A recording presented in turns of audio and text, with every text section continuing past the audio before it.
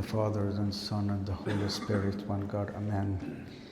The message of God for you today. What's your priorities in life? Some people, they have their priorities on things that is not lasting forever. And that's why they became disappointed when they lose it. Sometimes people, they would have their priority on relationships. And because relationships is not everlasting, then when they are disappointed with those that they love, they are really disappointed and they feel like they have lost everything. But what your priority should be on things that it will never fade. It will never fail. And that's an important message for all of us. You choose your priority from now. And when you are able to choose your priority now, you are able to put your vision easily. So the people of God from the beginning, they put a purpose of God as a priority for themselves. So what's your purpose in life? Here we are celebrating Saint Shenouda, who put a priority in his life, something beyond this tangibility of life and the needs of life. Aren't we all called to be saints? It's not only him who made it, but it's a responsibility of all of us to follow the example of Christ himself. Because God has given us all things, what's for the knowledge of his Son and for the grace that has been given to us. And because of this, we are called to live in the Word, but not of this world.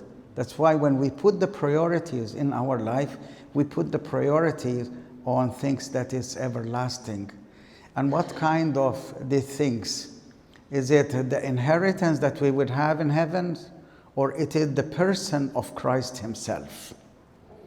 And I think here, those who will put their priority as Christ himself at the first priority in their life, they would never fail.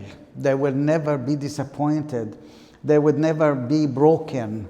They will be filled with power. They will be filled with the grace. They will be filled with the joy that no one can take away from them. And that's why it's a choice. It's a choice that it is not only that you will choose later on. It's a choice of today. Jesus Christ is yesterday and today and tomorrow. He's the same. He's the same that he has been with the apostles. They made everything. They left everything and they gained everything. Those who have Christ, they have everything. And those who does not have Christ, they lose everything. And that's why it's important just to focus on who is the Christ in your life. And because the Christ in your life will bring you to the presence of the divinity. And that's why we need to understand that he loves us so much. And because he loved us, he became human being like us. He assimilates us. He became one of us, like me and you. And then that's a call for every one of us to be like him. It's a call, and it's there for us. So when God calls you for something, he empowers you with the means to do it. And that's why he gave us to be his sons and daughters.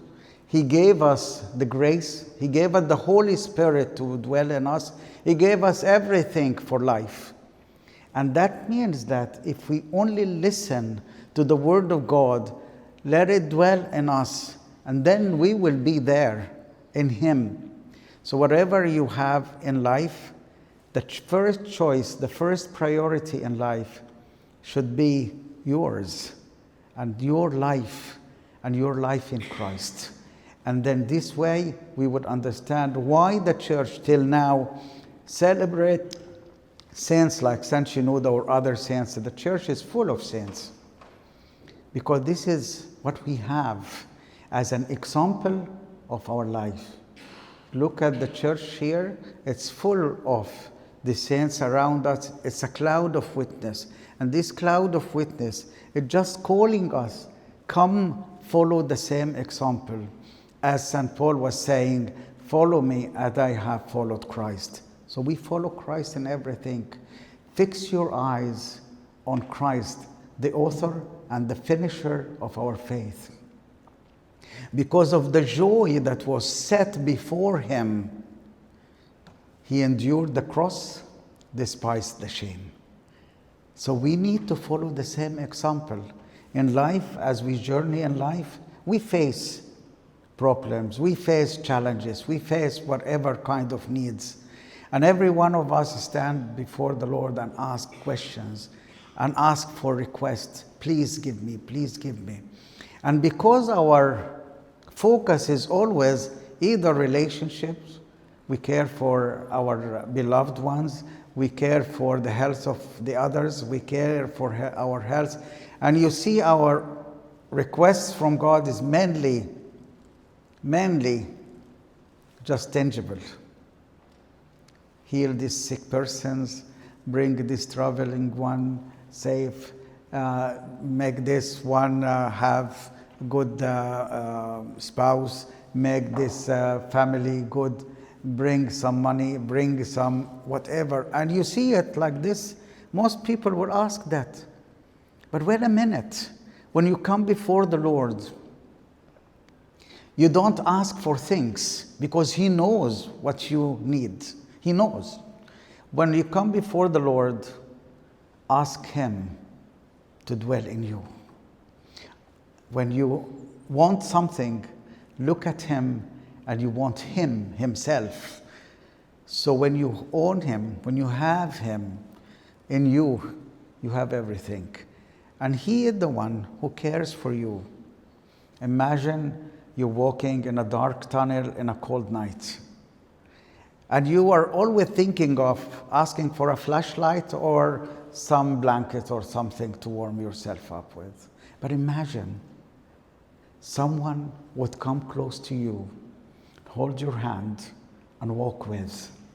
And if that person is Christ Himself, what kind of joy, what kind of enlightenment, what kind of warmth, what kind of greatness in there. So when you walk in life and you face all this decision to make, ask for Him and He will follow and guide and lift you up and give you more than you ask for, because He loves you and He loves to give you more than you imagine. People sometimes they ask for little things. God wants to give you the bigger things. And if you ask Him Himself, He will show you Himself. And this is the message of God for you. And now, lift up your hearts. Lift up your hearts and ask Him to dwell in you. Forget about your requests. He knows it. Forget it a little bit. He knows what you need. But ask Him to dwell in you. Then this is the priority. This is the priority in life, and you will make something more of that.